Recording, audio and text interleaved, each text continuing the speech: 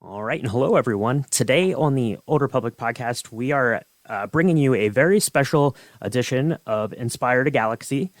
So before we get started, I wanted to take a minute to go back in time, a little over a year ago. So I was getting ready to join up on the podcast, and Cassia says to me, "Hey, what's your address? I want to send you something." I say, "Okay, fair enough." I give it to her, and a couple of days later, I get a package in the mail.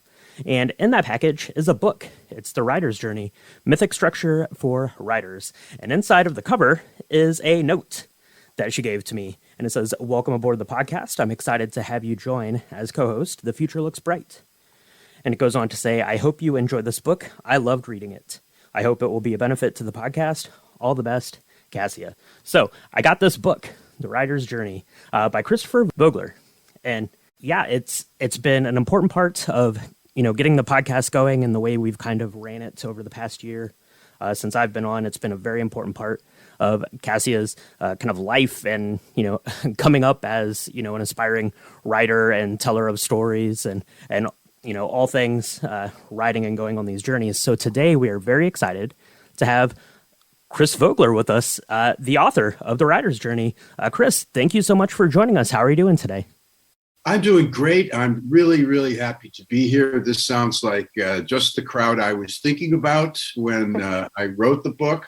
I feel a good, receptive, kindred spirit here. So I'm glad to share. And I'm very curious to know what's on your minds and how you reacted to the book. Yeah, absolutely. So I got the book from Cassia. I wasn't super familiar with it. My background is not literature. It's not like English composition, anything like that. But I've always been a big fan of stories, of films, of books, of television, and kind of how those stories were told. So I was really excited to get this book and have kind of a good manual on how these stories are created, how they're broken down, how they come into being and the different aspects of it. And it really helped me kind of, get more out of the stories I was absorbing, taking in, and then the stories that we wanted to tell on the podcast. So I was definitely excited to get this book and have the chance to read through it, and, very excited to have you on with us today. So thank you so much for coming on. We appreciate it. Yeah, you're welcome. You use a word manual, and, you could also say handbook. It's the same word by derivation. The manual is hand in Latin, and it means something that you can hold in your hand, a handbook. And that was really my thought, was to think in terms of craft and how in different crafts like cinematography, for example, there's a handbook that the American cinematographers put out, which tells you, how to do measurements of focal length and how to light and all the technical aspects of it. So I wanted something like that for writers. I wanted some handy reference thing, because I've been looking for that myself. That's really the motivation. And I think a lot of people write books that way, that they feel the need for something and they look around and they see, well, no one's written the book on my specialty. So they say, well, maybe I'm the one who has the right knowledge and maybe a little bit of the writing ability. So you can be that one. My publisher, Michael Weezy, is a very interesting character who's kind of all over the place. He knew Buckminster Fuller and hung out with Salvador Dali, and is a very, very interesting persona himself. But that's his whole idea, is books for creative people, for filmmakers and storytellers. And they're all united that way. They're written by people who were experts in their field and looked around and said, we need a handbook, we need a guidebook, and maybe I'm the one to do it. So he's got a nice library of things like that. And mine is, covering a particular area of storytelling that has to do mostly with structure, with how you lay out the story in a sequence that connects with the audience and leads up to something, builds up to a particular emotional effect that you're after. and how you go about that. So that was my intention. Yeah, it's a very interesting imprint, and just kind of like seeing what's offered. I'm like, I need to read all of these, and it's just like a cool publishing house. I'm pleased you ended up keeping that card, Brian. Like I didn't realize I sent one, so that's nice. Yeah, that's right. Yeah. So. So the story of kind of how I discovered this book is I was a student, senior in high school, and I'd been reading The Hero with a Thousand Faces, and like it's a good book, but like for little baby Cassia, it was a little hard to digest. It took me a couple years to read, but when I was kind of browsing my bookstore in my town, I saw Christopher Vogler's The Writer's Journey, the book with the maze on it, and I kind of was like, oh, this is an amazing, beautiful book. It's something that kind of like combines like mythology, the hero's journey, the monomyth with movies, which I loved, but I was like, oh, I just can't kind of afford this right now. I don't really have the disposable income, but I kind of saved until I was able to get it, and I read it, and I think I actually ended up finishing this book before The Hero with a Thousand Faces, and if anything, it's just kind of a love letter to movies, to Joseph Campbell, to the stories humans from all times, all areas have been telling since we really began to be humans. And it's just a book that I love, and that's why I shared it with my co-host. That's great, and this was my impulse in writing the book too. I had been looking for, even from childhood, I was looking for for that handbook. Where is the kind of what we would call today algorithms? Where are the algorithms for creating these wonderful stories that were so hypnotic to me? I wanted to climb into the screen and be part of the wonderful world of fantasy, science fiction, historical movies, westerns. All these things just really lit me up as a kid, and I had the sense there must be some style or theory about how these stories are made. And so I went looking for it, and it led me on a path through journalism school at first, and then I went into the Air Force and made documentary films for them, and eventually went to film school at USC on the GI Bill, and still looking for this mysterious set of rules, the code of storytelling. And I was lucky to find it in The Hero with a Thousand Faces.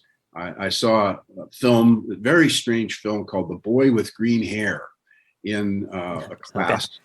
Okay. And it's a really odd film. It was in a class on film noir, which is supposed to be about gangsters and the whole underworld and all this criminal type thing, or spies or something like that. But it was a little story about a refugee boy from World War II who came to America and was an orphan. And he happened to suddenly one day his hair turned green. And it was about all the people reacting to that. And very odd choice for the teacher to put this in a film noir class. But anyway, I said in the discussion, there was something mythic about the film, and I couldn't put my finger on it. And the teacher said, well, if you're interested in that, and that's what comes to mind, why don't you go to the school library and get this book, The Hero with a Thousand Faces? And I'd never heard of it. So I took it from the school library and sort of flipped through it on the bus on the way home. And by the time I got off the bus, my life was completely changed, because I had sort of flipped through and I found the outline, which he puts in the middle of that book. And, he kind of tells you the story of the story, and gives you the major stages and what's going on psychologically, why those things are there. And it cracked the code for me. So I said, now I've got the thing I was looking for. The way I describe it is that I feel like as a young student, I was out in the woods looking around at the whole scene of storytelling, and I saw some enormous beast moving through the forest. Like I saw part of the head and the neck, and I saw a big foot come down, and I saw a little bit of the tail lashing around. And I think, because I could see certain patterns in the movies that I loved, that the hero usually did something nice to win your favor in the beginning. The hero had everything against him or her at some point, and it looked like they almost were going to die. The hero at the end almost loses it and then manages to pull it out at the last minute, and that's very exciting. So I had glimpsed parts of the pattern, but I think Campbell was standing on a higher hill, and he saw the whole monster from head to tail. And that's what the hero with 1,000 faces did, was it described that thing in great detail and in a very poetic way. So I began thinking about how to translate him into movie language, because he wasn't interested in movies at all. He had hardly seen any films. He said once, I heard him say, between Charlie Chaplin and 2001, he didn't see any movies. So there was a period of about 40 years where he missed out on movie development. But he said when he came out of a screening of 2001, he said, "They've been reading my book." And it's true. They had been reading his book. I found that out later. And it was an influence on 2001 and many, many other films, including, of course, Star Wars. And the beautiful thing is that Star Wars, the first iteration, came out while I was in film school, about 2 weeks after I found Joseph Campbell's book. Huh. And so the whole school went to a special screening that Lucas set up, because he had been to our school about 10 years before us. Mm-hmm. And he very nicely invited us to a screening at the 20th Century Fox lot. And it was a big treat, because I'd never been on a movie set, a movie lot before, rather. And, everybody sat there with their mouths open, just agape, because our whole careers are going to be changed. And this is a completely new idea, new way of doing things. And science fiction in one movie revived a completely dead genre. You could not touch science fiction at that time, because everything was all, Easy Rider and more realistic, grounded stuff. But he revived it in a flash. But I was sitting there in the audience with a little different thinking cap on, which is I had just read Joseph Campbell. And so I'm sitting there going, there's the call to adventure. There's the refusal of the call. There's the meeting with the mentor. There's the crossing of the threshold. There's, every step that Campbell described was there. So it gave me a lot of enthusiasm and encouragement, and helped me formulate my ideas. And I wrote a paper for a class explaining why are people lining up around the block to see this movie and then getting right back in line, waiting again to see the movie. Mm. It was like a religious experience, and Hollywood didn't get it. They were really stunned. Like, what is this? This, it's like an old fashioned movie serial from the 1930s. It's like Flash Gordon or something. How is that suddenly turning young people on? Hollywood was bewildered by it, but I explained it in terms of this hero's journey thing, that it's deep, it's something people need and want, and it kind of comes and goes in the culture, but it's always there in some form, and something that people really need. So that was my introduction. Yeah, and I like how you kind of incorporated Dante into that story, because I think the hero with 1,000 faces is kind of like the Virgil to our Dante, like creatively, and it's life-changing book for many people who have read it, and people who've watched The Power Myth with Bill Moyers. Like, that was also a transformative few hours of television that many people saw. And Joseph Campbell articulated like the steps of the monomyth and the hero's journey very well. So you mentioned you went to film school and you wrote a pamphlet. What did you kind of end up doing in Hollywood then? Well, there was two things happened in film school, and one was this Joseph Campbell revelation. The other was just one class I took called Story Analysis for Film and TV. And it was taught by a fellow who had been a story editor under Harry Cohn at Columbia back in the late 40s, early 50s. And it opened up a whole world to me of a career path. Because, you know, when you go to film school, you think I'm going to be a director, or I'm going to be a great screenwriter, or, you know, something Right. high level. And then you get more realistic and realize, well, you know, there's a lot of jobs and a lot of crafts, and not everybody can be the director. And this seemed to be well suited to me, this world of working within the studio in what they call script development, where they evaluate the scripts and stories that are submitted to them. And there's a little army of people called story analysts or readers who are the first ones to read the material that the producers and actors and so forth submit. And then they write reports, and the studio decides based on that whether they're going to spend money on things or not. And then you can go deeper also, which I did as I got into those jobs, evaluating things in more detail as they get ready to be shot and produced.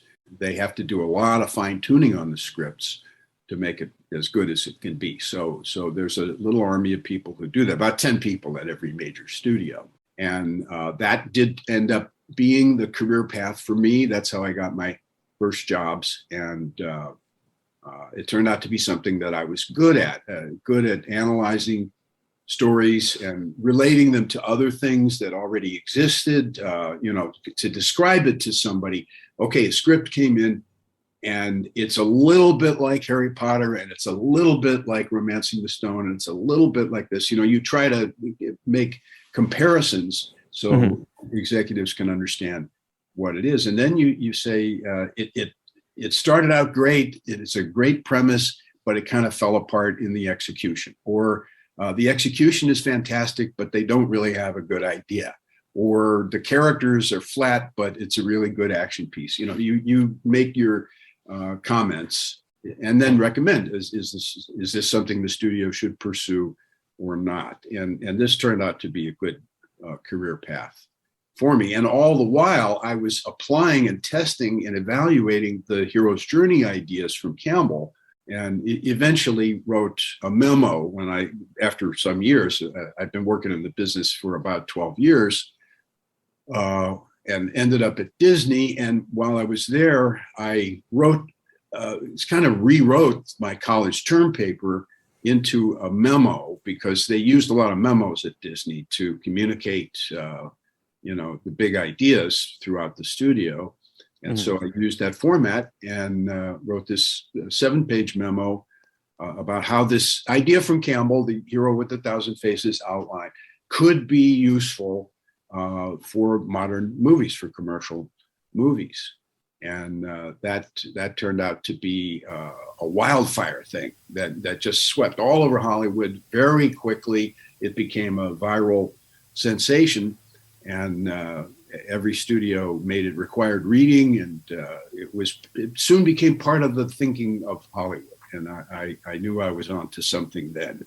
You definitely were. Here we are more than 25 years later. We're on the 4th edition, and just reading the book, if no one had told me, like if the book didn't say you were a story analyst, I would be like, oh, this guy must have been a story analyst, because that you definitely analyze them well throughout the book. And I just found like this, I think your writer's journey is definitely more accessible to me. Oh, sure, yeah. Because it kind of combines like the monomyth with Hollywood, and as much as I love The Hero with a Thousand Faces, like it was just kind of written, like kind of a few years before me, and I was kind of younger when I was reading it, but I just found The Writer's Journey to be beautifully written, beautifully illustrated, and just kind of combined all of my loves into one great package. You'd said it really well earlier, Chris, when you were talking about Campbell and how it was almost like he was up on top of a hill and he could, kind of see this whole beast of a story that you were able to pick out kind of certain parts of it. And if you read through, any of Campbell's work, you kind of get that, and it makes a lot of sense. And you can look at, other stories and media and things and see how that applies, but it doesn't really give you that great of an insight on how to do that for yourself, for your own stories. And I think that's where something like what you did with The Writer's Journey is really, kind of taken, what he did and creating kind of this mythical structure. And you're able to kind of break it down and make it, like Cassia said, more accessible, more digestible, and, more kind of practical in terms of use for your own, interests in telling stories and things like that. Yeah, well, thank you for the kind words about the book and the illustrations. I'm pleased about that.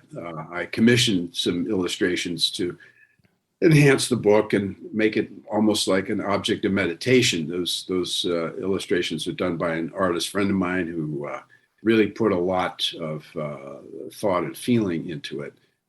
So it gave it another dimension, I think Campbell was certainly aware of creative people. His wife was a famous dancer and choreographer, and she took his ideas and turned them into ballets. And many people have written compositions of songs and various things and plays based on the hero's journey. But he was really talking at a psychological audience. He was his book came out in 1949, and there was already a feeling of, what's the point? The war's over, the Depression's over, and we have the start of some period of prosperity, and everybody's got to be an organization person and go to work and wear a tie and, all this stuff. And there was a feeling of emptiness. And he was trying to address that in his book of like, what's the meaning of life? And, is there something to this old model of thinking of yourself as a hero of your own journey psychologically? And so he moved in that direction. And then I came along and saw the possibility of applying it to commercial work and not just movies.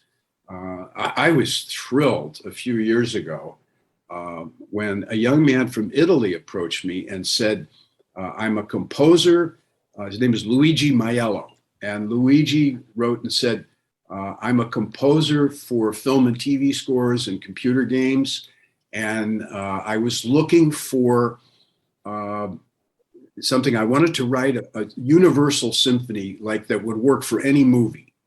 And I was looking for the form of it and, thought about maybe a romance sequence and a chase sequence and different ways to organize it. But Luigi said his girlfriend brought him my book and said, here's the pattern.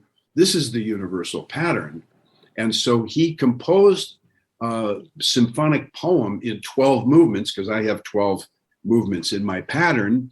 Mm-hmm. And he gave me the Hero's Journey Symphony. So I have a piece of music that, it is specifically designed to express the stuff that's in the book.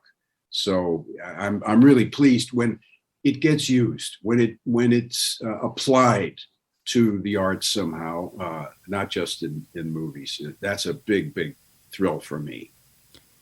Yeah, and these patterns, they've been repeating forever. And if you kind of can tap into them, they can serve you in any capacity. when you're being creative, I think. And I'll have to listen to that symphony. It sounds like something amazing. And it is. It's great music to write by, because it's very dynamic, like movie music is. Some of it sounds like a Batman score. Some of it's very Wagnerian. Some of it's like something from Lord of the Rings, kind of sentimental, and speaks about the green fields of home. I mean, you can see these things hear them, feel them in the music. yeah. It's a great accompaniment to the illustrations and to the ideas in the book. It's interesting that you noted that Joseph Campbell wrote it in 1949 when he was kind of addressing the post-war world and like what's the point after the World War and the Depression. Were you kind of trying to address like the times like when you wrote your book? Yeah, that's interesting because I think what had happened is going back to the movies just before my time, which is usually the movies that influence you the most as a young person, is the movies from the time just before yours and as you're growing up. But, we had gone through sort of an up and down cycle about the importance of heroes in the culture. And as I was growing up in the 50s, heroes were big and inflated and worshipped. We had John Wayne, we had Burt Lancaster, we had these, Anthony Quinn, bigger than life figures in the movies and in the pop culture. And they were almost worshipped.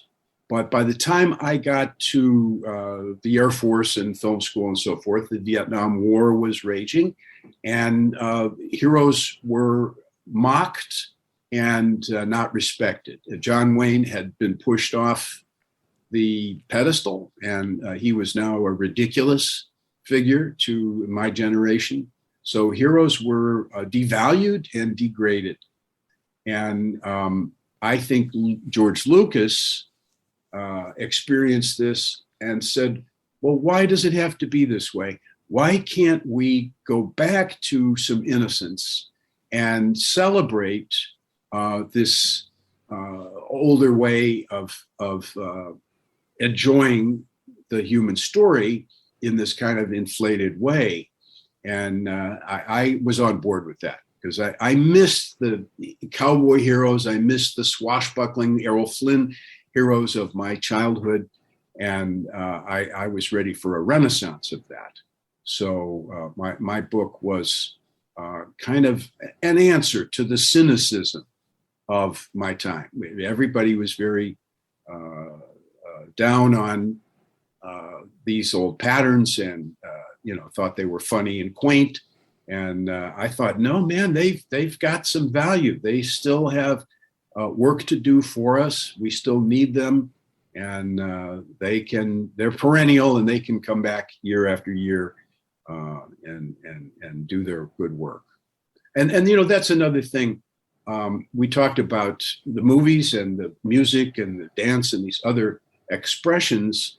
One of the greatest joys for me about the book is that people started coming to me and saying, I thought I might write a screenplay. That's why I got your book. But then I realized this is describing my life as a travel agent, or this is describing my situation as a kindergarten teacher, or this is describing my situation as a veteran returning from the war, or, and so on and so on. The people automatically took the framework of these 12 events that happened in the heroic type stories. They took them and applied it to their own lives. And I just found that almost magical thing, an unexpected thing for me. It was a surprise to me how people embraced it and said, this is what I'm using from now on to run my business or to arrange my program of training teachers or something like that. It was quite impressive that people took to it that way. Yeah. Mm-hmm. I mean, that's why we humans have been telling stories because they teach you how to live. It's like the cycle of birth, life, death, growing up as a child, becoming an adult, passing the torch to the next generation. Because sometimes when I talk about the hero's journey, I think some people are like, oh, so you see yourself as the grand hero, you know, like gonna take over the world or something. And it's like, no, like everyone is a hero, you know, like as they, you know, progress through life and be a good person, you know, like we all have different contributions to make in different ways. And that's the story of humanity. We help each other. We're connected in a tapestry by stories. Did you have something to say, Brian? Yeah, I was just going to ask. You'd mentioned that people are, you know, applying your book to, you know, different aspects of their life, you know, kind of, you know, irregardless of what their background is. When you set out to write the book, was it more of something that you had, you know, kind of in your mind was going to be for more like industry types, you know, people, you know, more like you who are writing stories, doing film and literature maybe? Or was that always kind of the idea, something you had in mind that this could, you know, really have, you know, a pretty broad appeal for people, you know, amongst, you know, all different, you know, sort of backgrounds and career paths and, you know, all sorts of things? Yeah, I was aware of it, you know, that there was that potential in it because, you know, that's, as I said, what Campbell was thinking about. He was really trying to give people a little bit of a roadmap for life and to, you know, give some metaphors that would be helpful to people in their personal lives. And I had that in my mind because it echoed that way for me. I'm reading his book, The Hero with a Thousand Faces, with sort of parallel processing. One part of my brain is processing it as, oh, this is great for movies. I see that point in this, you know, 6 different movies. I can see ways to apply it to the script I'm working on. And then the other part of the brain was processing, oh yeah, that was that time the bully tried to push me around and I stood up to him and, you know, that was my heroic moment and so forth. I automatically applied it to my life, and I figured other people would do that too. And I had the little thought that it might be, in the long run, of more value that way than it was for the movies. I have to say, you know, in humility, that the book has been pretty influential because the pattern was there and everybody kind of knew it on some level, but the book brought it up into consciousness and, like Campbell, gave some language to it. There were terms that people could use. There were metaphors that people could use, and they did end up becoming part of a certain branch of Hollywood thinking. But the other side of it was something that I had this suspicion would end up maybe being more important in the long run. Yeah, for sure. And I kind of like what you said in the book. I'm retelling the hero myth in my own way, and you should feel free to do the same. That's why the hero has 1,000 faces. If you look at like Campbell's The Hero with 1,000 Faces, his hero's journey has, I think, like 18 steps, and they kind of go in depth. And you said yours has 12. Like, what kind of made you decide to kind of like create your hero's journey that way? Yeah, that was a process of kind of feeling around in the dark for what was a good number of steps and what was the right shape for it. I ended up with 12, partly because it resonates with a lot of other things, like the 12 months of the year and the 12 signs of the zodiac, and you know, clocks. There's you know, the AA has the 12-step program and so forth. Yeah. There were plenty of echoes that helped support that choice. But I looked at Campbell, and you know, you said people say 16, 17, 18 points. Actually, by the time he's done, you got 36 different things that can happen, but they don't happen in every story. Yeah. And he was giving you the complete drop-down menu of possibilities. So that's why there are so many things. And it would be kind of an awkward story if you put them all in, because some of them are contradictory and repetitive. So you wouldn't want that. But what I tried to do was make it just a little more universal. So I combined some things into units or under an umbrella, sort of, where in this phase of the story, maybe 5 or 6 things could happen. 5 or 6 out of Campbell's 16 points might happen in one of these stages. Because I wanted it to be more like a universal handbook or checklist of things that are absolutely necessary operations that have to be done in order to connect with the audience so they understand who is this, what's the problem, what's the world they're in,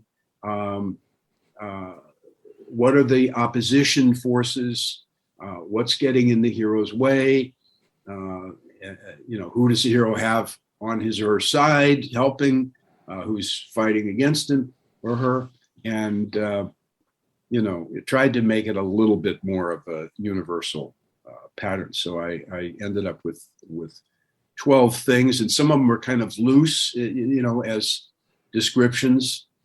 For example, there's a one kind of umbrella I created just called the approach, where as you're approaching the middle of the story, you've done a lot of work to connect up to the audience and make them care for the hero and show them what his problems are and meet his friends and enemies and, get rolling.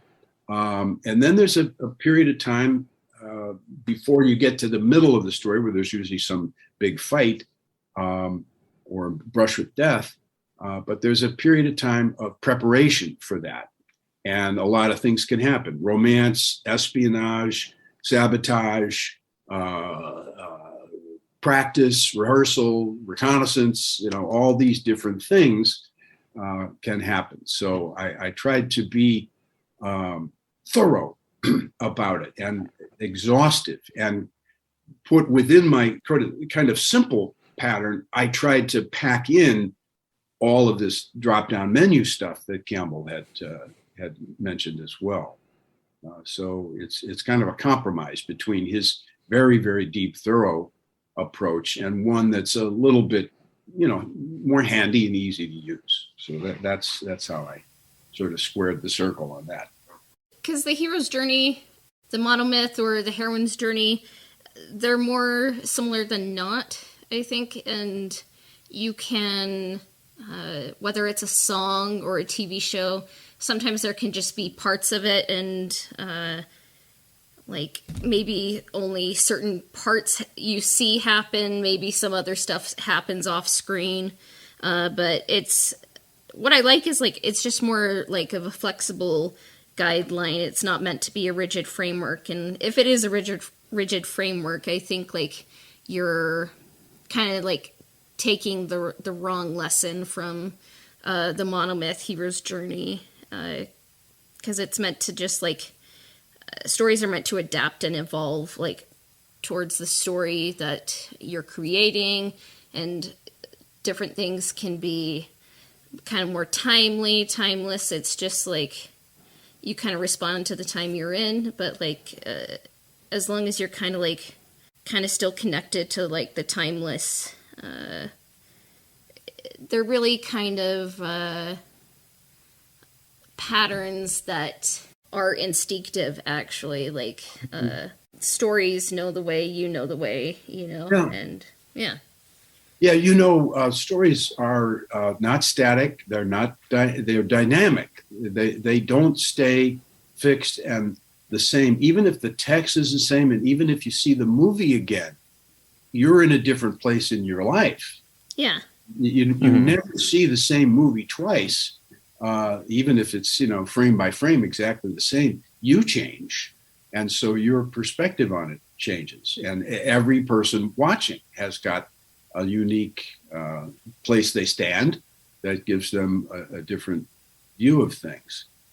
Yeah, that's a big point to me. It's certainly been a criticism of my work that, this is reductive. Some people say this is simplistic.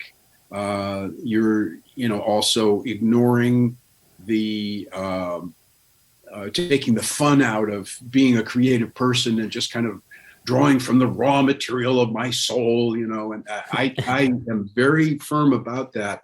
I'm not saying that. I'm saying that this whole pattern that I try to expose is like a map.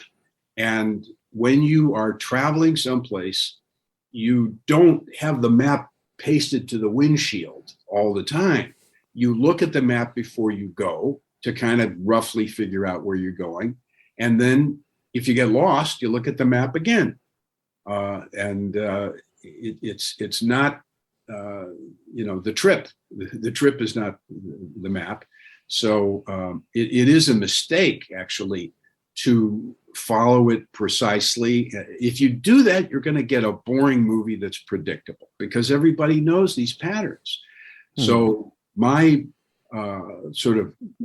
cure for that, or my antidote to that, is to tell people, writers and creators, you're supposed to know the pattern because the audience knows it. So know your audience, know what they're expecting, but don't give them what they expect every time.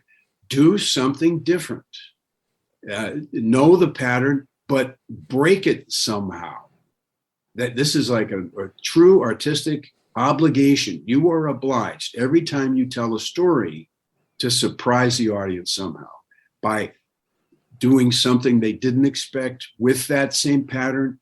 Leave something out, double something up, have two of something happening, because by rules, you're supposed to be efficient. You're not supposed to repeat things, but if you do, it gives a certain poetic quality to it. The Lord of the Rings really woke me up to that because it has a lot of repetition and doubling or tripling. Like there's two hobbits and there's two strong leader guys, Faramir and Boromir, and there's two wizards and there's two towers and there's two lands and two fairy princesses and almost everything is doubled. And Hollywood normally would look at that and say, well, cut half of that. We don't need it. Couldn't it just be one tower? We save a lot of money if we just had one tower and one hobbit. So, the kind of conventional thinking says trim it down, but again, it breaks the pattern a little bit and makes you study and see it anew and look at it with fresh eyes. So another example of this is this idea of the mentor, that there is a strong human wish that there would be somebody who's older and wiser who can advise me, like a parent or a grandparent or a wizard or a fairy godmother or something who would help me out when I'm in a jam. And that is very persistent in the way people tell stories. They almost automatically create such a character. But it's very interesting and upsetting almost to the audience in a good way when you leave that out and there isn't any mentor. I'm thinking about a film that won the Academy Award for Best Foreign Film some years ago called Amour, French film. And it's about a elderly couple, and the wife is slowly losing her mind and is slowly dying, and the husband is trying to help her, and he looks around for a mentor, like the doctor or his daughter or somebody who, neighbor or somebody who can help, and there's nobody who has a handle on his problem. he's totally alone with it. And that's actually psychological horror. It's a horror film in a way, to show how isolated and helpless this man is. So it woke me up a little bit to the power of subtraction, of taking something out of the design once in a while, creates a really wonderful tension. I think about it in the Star Wars movies, when Obi-Wan Kenobi is removed from the scene, it creates this whole new dynamic for Luke Skywalker. And then he comes back in various ways later, but the subtraction of him from it was, I remember how it felt seeing the first Star Wars movie when he disappeared. It was a bit of a shock. So that's a good thing. It's good for the audience to be shocked in that way. I guess that's the function of a mentor figure, is like eventually the hero's going to have to like face whatever they have to face alone. And that's kind of what makes a hero. And for our listeners back at home, we've kind of talked about the hero's journey in episode 12 and the return section of the hero's journey in episode 56. But what I kind of like about Campbell is it's departure, initiation, and then return. And in your writer's journey, there's an Act 1, Act 2, and an Act 3. And like you said, like it's a 12-step cycle, because you kind of return from whence you came, but you kind of go through a journey and kind of come back to where you were the first time. And I just think it's like cool how it goes like ordinary world, call to adventure, refusal of the call, meeting with the mentor, crossing the first threshold, and then Act 2, test allies and enemies, approach to the inmost cave, ordeal, reward, Act 3, the road back, and resurrection. It just does feel like a little bit like kind of like simplified to the basics. And we kind of talked about like how like you kind of had to fine tune that to find that, but I guess like in some ways, like life, the journey's never complete. So what have you learned from writing this book the first time and then revisiting it through the years, like including the 25th anniversary edition? Well, I first of all, between editions, do a lot of traveling. The book has been a wonderful magic carpet for me. As soon as it was published, I got invitations to go and speak, mostly in Europe, and have traveled a lot. And I got to hear on my travels the reaction of people in different cultures. And I found I had some cultural biases. Coming from Western American culture, I made some assumptions, and the rest of the world doesn't make the same assumptions about heroes and about stories in general, or what happens, or how the audience takes things in, is quite different from culture to culture. So I had to make some adjustments to that and, include that in my thinking. I found that as you move further east in Europe, people become a little more cynical, and they aren't so ready to accept the idea of a hero who thinks he can change the world, or she thinks that her little contribution is going to make any difference. They're a little less eager to accept those things. So I had to bring some of that into it. And then also I just kept going deeper and deeper in my work for the studios. I had opportunity to test these ideas in this very intense crucible of developing stories with high-powered people, very intense people arguing their points very forcefully. So everything got a real good shakedown and became stronger for it, I think. But it did require some adjusting and going deeper. The book got thicker because I kept adding pieces as if it were a toolkit. And I realized, oh, I put in a hammer and a screwdriver, but now you also need, some nails and a T-square and various other things. So I added more stuff like chapters on catharsis, the idea that the characters in the story go through something and they probably will have at some point an outburst or a breakthrough. And you want that in the audience too. So I wrote a chapter about that.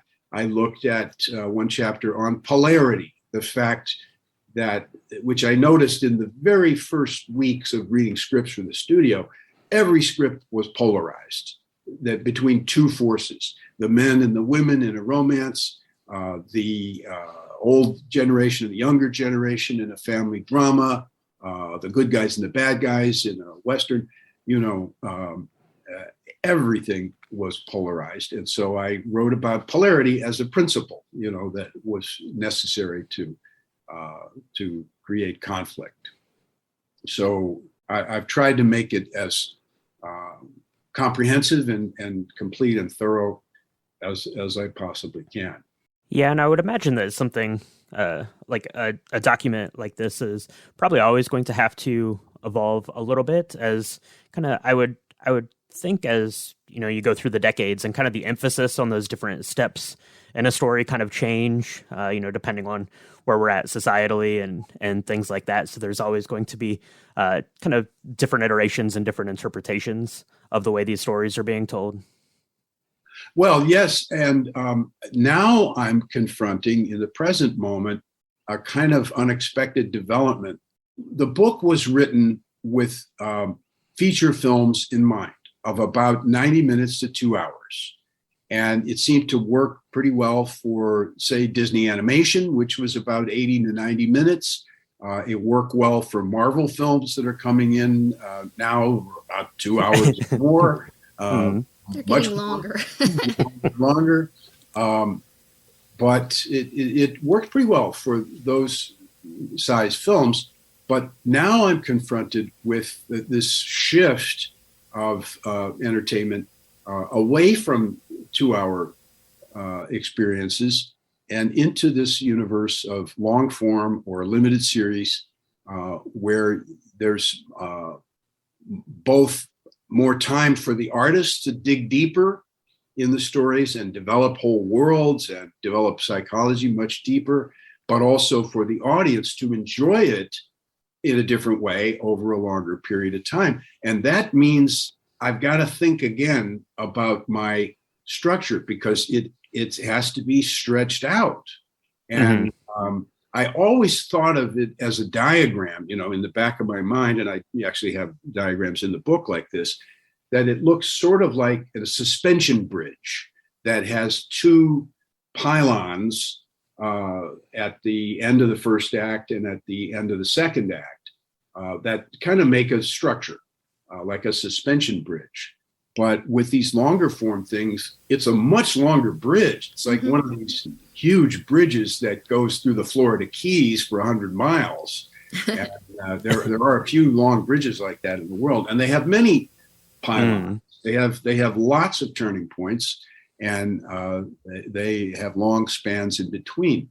So I have to do some serious study and rethinking about that. I would say that I'm observing a problem with these long form things. There's a genre, for example, that's come up that I think people are calling fake it till you make it stories, which are about, some entrepreneur who starts something like Theranos or car services or something like that. And they've got nothing really, but they have a big idea and a big personality, and they push it until it all falls apart on them. And some of those stories are feeling really stretched out thin and attenuated because they really don't have enough material. And so they'll carve off a whole episode of an hour to deal with some little thing which could be in a feature film dealt with in 2 scenes. Yeah. One scene. Like, are they going to find out about us? They're almost found out about us, and we've been discovered as a fraud. Oh, we got away with it. You know, Yeah. but that can be stretched out to an hour, and not always in a good way. So we're learning. We're all learning as we go into this new world. I like the longer format. It's actually very entertaining to live with things for a while. Mm-hmm. And we sort of had that even before the current phase with these longer form experiences like The Lord of the Rings and Harry Potter, where you would go year to year. It was like a Christmas event every year, and you sort of lived with it and chewed on it during the year and anticipated the next episode. So we to stay current and conscious, you have to keep adapting, as you said, Kashi. That's absolutely right. Yeah. And kind of how you were talking about that suspension bridge, it's like 30, 60, 30, kind of like that ratio. And maybe, like, when I went to go see The Hobbit, I was expecting it to be a much shorter experience, because I'm like, oh, it's a short book. There's 2 movies. Like, yeah, it's going to be so short. And then I was like, well, that was a good ending. And my friend is like, it's not over. And I was like, what? Like, it seemed like a nice place to end it. And then it's like, oh, it's another hour, you know? And like, part of me is like, oh, they're making 3-hour movies, but I guess that's part of how stories evolve. And like, there's so many streaming services and like so many new shows coming out. And like, I guess I just have to, like, I don't know, it's like, there's so many books, so many movies, so many TV shows, and like so many places I want to travel. Like, it's just like, sometimes it feels like incomprehensible to even like kind of become an expert on one little niche thing, you know? And I guess like, it just seems like in this day and age, like, we're really exploring like streaming services, and like there's going to be more long form television. But like you say, like, sometimes it's just like TV kind of feels random. Like, it'll be like, this show had a lot of potential, but it gets canceled, you know, and this one, like, they keep doing it, you know, like for 12 seasons, and it's like, what's the point, you know? So I kind of hope that there's going to be more television, like streaming television, like where it kind of just feels more like the story is more in charge rather than kind of just random metrics. And I was thinking about this, because I was like, oh, like, I'm trying to prepare for this podcast episode. Like, I was thinking how stories have been evolving, and I was like, you know what? Like, maybe what's going to happen is just movies get longer, and I'm going to have to learn to just deal with like 3-hour and 30-minute movies, you know, and kind of longer form television series. And like, I guess we can see it more as an opportunity to kind of like explore these narratives we love. And I kind of like that you mentioned like Harry Potter, because I grew up with those books. I grew up with the movies, and now new generations are going to be able to experience Hogwarts Legacy. And we kind of keep retelling these stories, like, and maybe like back in the day in Athens, they're like, oh, do we have to hear yet another story about the House of Atreides? Like, and maybe that's kind of, you could contrast that with me being like, you know, Marvel's fun, but like, is it just Marvel? Like, maybe it's just the House of Atreides of our day, you know, but Yep. It's interesting. I think that's kind of the important thing is for, you know, creatives and, you know, writers and people making TV shows and, you know, doing all of these things are able to kind of see where the envelope is being pushed and figure out how to adapt what they're trying to do, and to kind of fill that segment in a creative way. you talked a little bit about the streaming services, and I remember, kind of those first couple of like Netflix original shows were great because directors weren't tied down. They didn't have to go on for 12 seasons because of sponsorships. They could tell the story they wanted to tell, and that was over. But now you have a bunch of streaming services, so they're like, well, we have to have, more episodes because we need people watching our episodes instead of something else. So I think it's just one of those things. It's just a change in technology and storytelling mediums, and people just kind of have to navigate that and figure that out. Like you mentioned, 3-hour films. This was like the year of the 3-hour film. I think like 9 of the 10 Best Picture nominees were all like over 2.5 hours this year, something like that. So I think it's just adapting and figuring that out. And like you said, Chris, I think something like the writer's journey, and how you're able to kind of take a step back and look at it again, and kind of adjust it for this new age of storytelling that we're getting into is going to be really important. I think those who are making these 3-hour films would be good to remember what Alfred Hitchcock said. They asked him, how long should a movie be? And he said, well, what's the capacity of the human bladder? How long can people sit there? And that got him to about 90 minutes to 2 hours. Yeah. So, they're pushing that human envelope a little bit with these longer ones, but there's an appetite for it. And it's a funny thing because on the other end of the scale, we also have growth in the area of very, very, very short form storytelling. And that's wonderful too. And people have an appetite for that. For a while, it looked like that's the way everything was going to go, that there was a push to, everything will be looked at on a watch or on a little screen. And so it has to be a short little consumable thing, maybe like an episode of Rick and Morty or something like that, or even shorter, like the clips on Robot Chicken are consumable. You just eat like popcorn. But then there became this other appetite for these longer form things where you live with the characters for a long time, and you're really sad. If you get hooked on something, you're really sad when it comes to the end. This has happened to my wife and I quite a number of times. We say, oh no, Gilded Age is over? They just got rolling and all. That's right. What are we going to do now? I just got into hating this character, and now it's over for now. So, funny how it works on both ends of the scale.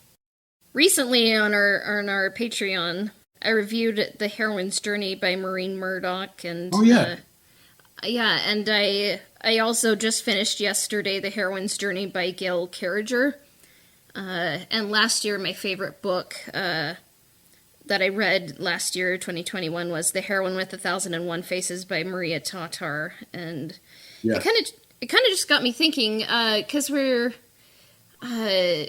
telling more stories nowadays, and like the hero's journey, monomyth, the heroine's journey. Like, I feel like there's like some differences to respect. There's different perspectives, and we're kind of moving forward in time, but we're still working with these timeless patterns. And what I liked about Gail Carriger's book is, like, she mentioned, like, Harry Potter, if you kind of look at it, like, he kind of goes a little bit more on a heroine's journey, and in Wonder Woman, Diana kind of goes more on a traditional hero's journey. So, like, we all kind of go on different journeys in our lives, and Joseph Campbell was kind of writing towards the post-war world, and you kind of wrote your book, like paper and then memo and then book, like kind of in response to the Vietnam cynicism. I guess, like, do you have any guesses as to, like, what additional lessons there are to be learned from the monomyth in the age of Corona and just kind of like everything that's going on right now? Well, I look at this journey pattern, whether the male journey, female journey, they are quite similar, but they are also different and very distinct. But I look at them all of these things as part of our birthright, and that they were created originally, or maybe we could say they were evolved as part of the human brain, a part of the wiring of the human brain.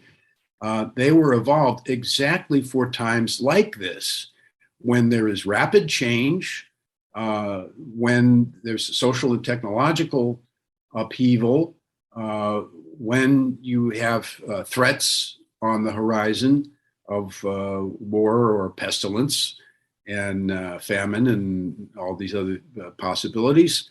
The hero's journey, male and female, was made for this, and kind of preserved in the form of little fairy tales and funny stories, but preserved for a high purpose, which is that we need this. These are survival tools that help us get orientation and give us some positive guidelines for how to behave. I've looked quite hard. I mentioned the time before, just before me, which was the movies of the 30s and 40s.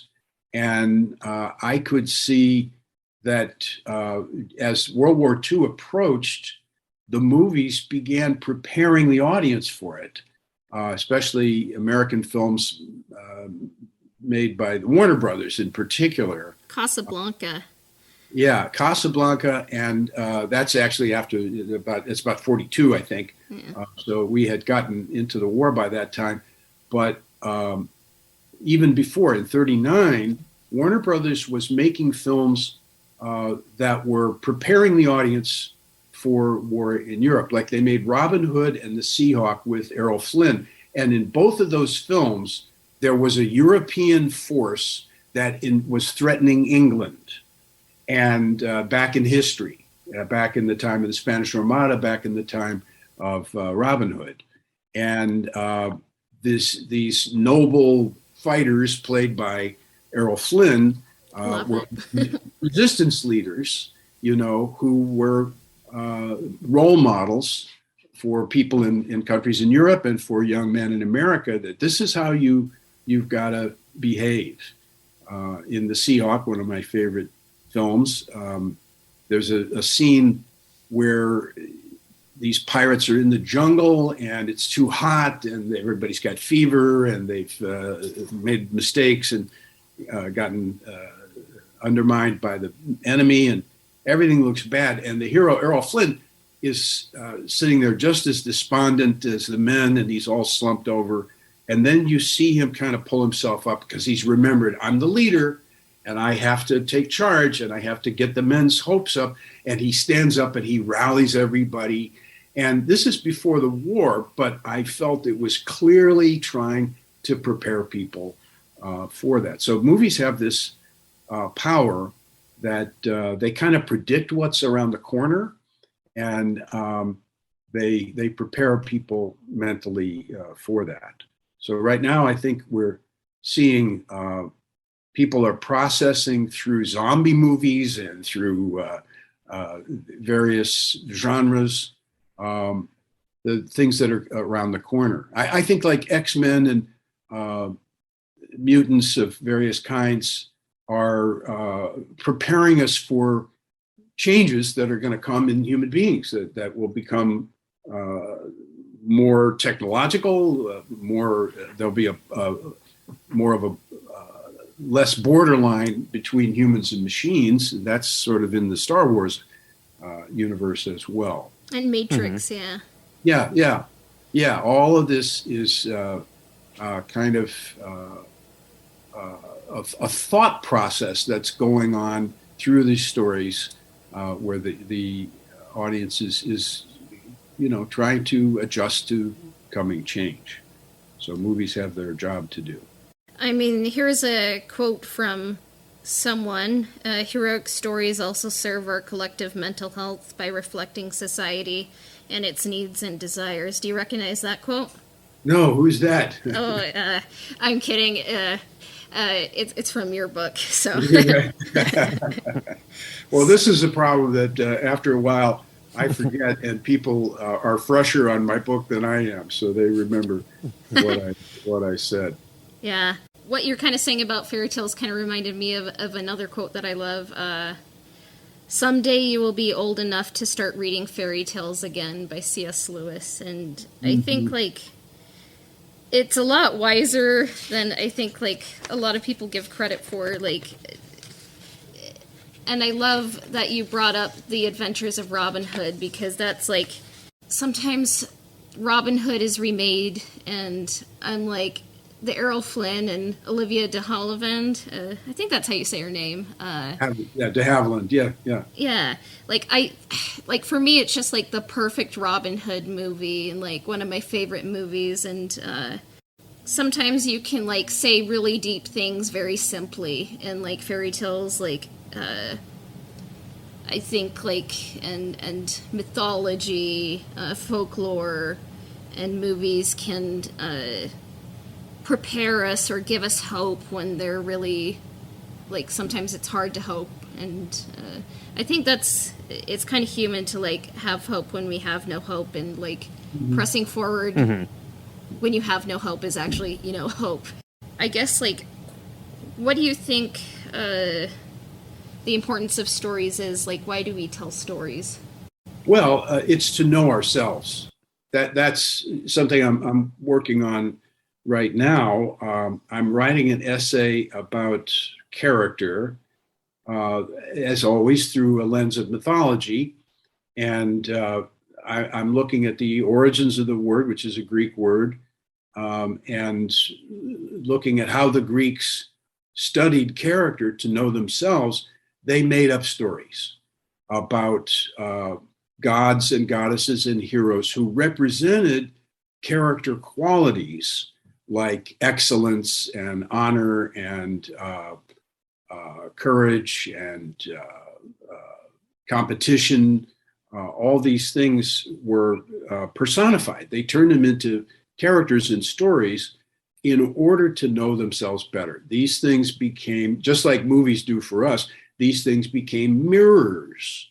When you look at a movie, you're looking in a mirror, and it's distorted and it's magnified, but you're looking at yourself and trying always to find yourself in it. And this is usually how people determine, is this a good movie or a bad movie? If it's about me, it's a good movie. If it reflects my life somehow, or it taught me something or surprised me about some aspect of my life, it's a good movie. And if it didn't relate to me at all, that's a bad movie. So if I didn't learn anything about myself, it's a bad movie. So meaningless, So I think this is the high function of these things, is to provide this sort of magnified, sort of distorted mirror, but it's a way to look back at ourselves and know ourselves better. And every movie that touches me or moves me, challenges my view of myself in some tiny way. And another thing is the physicality of these things, that you feel it in your body when the story touches a nerve, when it comes close to you. For example, I watched Saving Private Ryan and, enjoyed it and was impressed by it, but was having a little trouble finding myself in it until a scene at the end where one of the characters is now an old man, and he goes to the gravesite of the captain and pays his respects there. And that guy, the actor playing the older soldier, looked just like my dad. He had the same sort of stooped, halting walk, and a little bit of a pot belly, and losing his hair and so forth. And it just reminded me of my dad. It just hit me in the stomach that, oh wow, this whole movie landed for me in my heart with that one scene. So it helped me respect my dad and know him better. So and I felt it physically, and that's what I'm saying. Right now, I'm choking up a little bit, tearing up, just thinking about this. Earlier, Brian, you said something, and I can't remember the exact detail of it, but you said something that seemed right and true to me about movies. Mm-hmm. And I felt something in my body when you said that. I got a little shiver down my back. And that is a very important indicator to me that the story has connected somehow. Or even in story meetings, when at the studio would be talking about a story, The Lion King or something like that, somebody would say something like, it would be really good if the character did this or that. And everybody in the room would sort of shiver and just feel, oh, that would be cool. Yeah, let's draw a picture of that. Let's put that in the film. And I felt it as these tingles in my body. So when you're in the presence of something beautiful and true, and when it lines up with your life or with truth, you register in your brain, but you feel it in your body, in the organs of the body. And I have a whole chapter about that in the book now, about how the body tells you when you're in the presence of a good story. And so that's an important part of this whole puzzle is that it's not just a mental thing. It's enjoying a story is a physical process too. Yeah, mind, body, and soul, and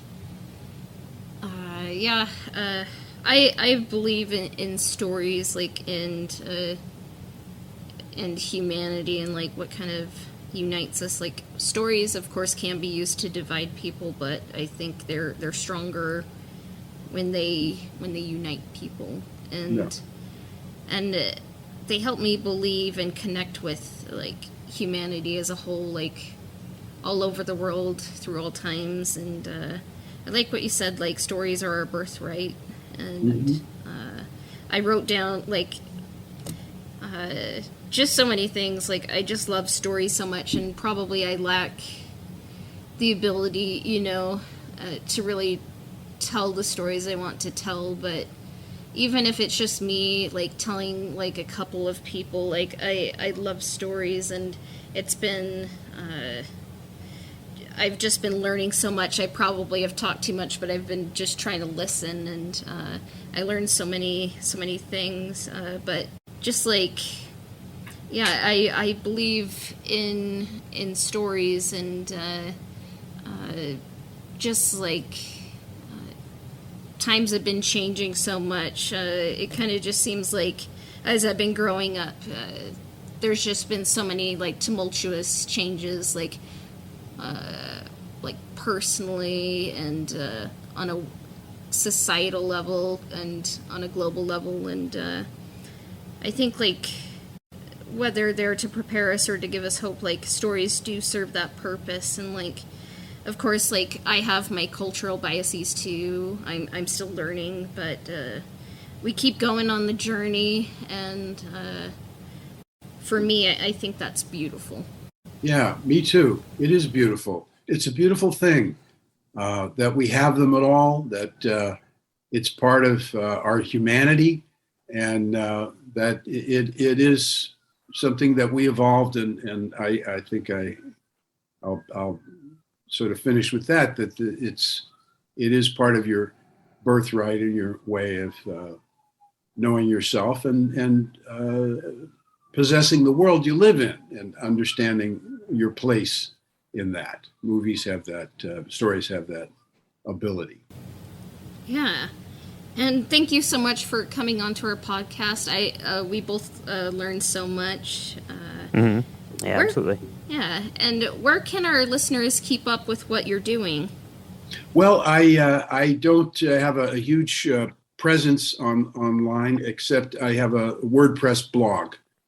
So it's Chris Vogler at WordPress.com, I think, something like that. Not hard to find. I put down thoughts occasionally there, and then there'll be a new new expression with this character essay that I'm doing. So that's something to look forward to down the line. Yeah. Oh, great. I'm eagerly anticipating that. So, again, thank you so much for. Oh, go ahead. Sorry. Yep. Yeah, we'll keep our eyes out for that, and we'll link to that WordPress blog down in the show description as well. Yeah. Okay. And link your books too. So I'll send you the correct address for that. And awesome.